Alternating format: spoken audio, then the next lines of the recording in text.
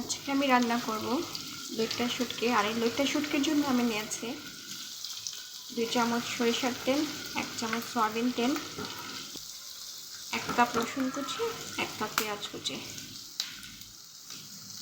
এই সবগুলোকে আমি একটু ভাজা ভাজা করব। আমি এখন এটার মধ্যে আদা, রসুন, শুকনো মরিচের গুঁড়া, হলুদের গুঁড়া, লবণ, হাফ চা চামচ ধনে গুঁড়া, হাফ চা চামচ জিরা গুঁড়া দিয়ে দেবো। আমি সবগুলো একসাথে মিক্সড করে নিয়েছি। মিক্সচারটা এখন আমি এখানে দিয়ে দিচ্ছি।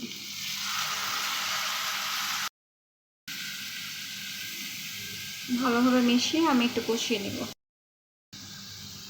গুঁড়ো মশলার সাথে আমি হাফ চা চামচ লবণও মিক্সড করেছিলাম। মশলা কষানোর মধ্যেই কিন্তু রান্নার আসল স্বাদটা ফুটে ওঠে। পেঁয়াজগুলো, রসুনগুলো যখন একটু গলে গলে যাবে, তেলটা একটু ভেসে উঠবে, তখনই আমি লইট্টা শুটকিটা দিয়ে দেবো। আর লইট্টা শুটকিটাকে আমি একটু হালকা করে ভেজে গরম পানি দিয়ে একটু হালকা সিদ্ধ করে নিয়েছি। তারপর আমি পাটায় ছেঁচে নিয়েছিলাম।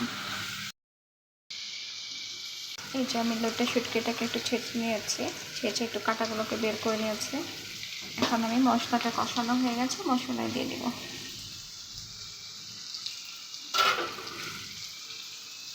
দিয়ে আমি একটু ভালো মতো নাড়াচাড়া দেবো। ওটাকে আমি আরেকটু কষাবো।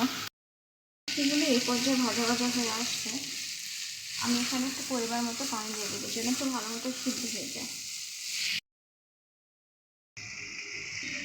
এই পর্যায়ে আমি আরও কিছু কাঁচামরিচ অ্যাড করে দিয়েছি।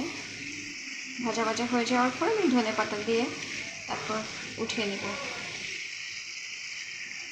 আরও অনেক সময় এটা ভাজা ভাজা হয়ে যাওয়ার জন্য। আমার লইট্টা শুটকি রান্নাটা প্রায় শেষ, ভাজা ভাজা হয়ে গেছে।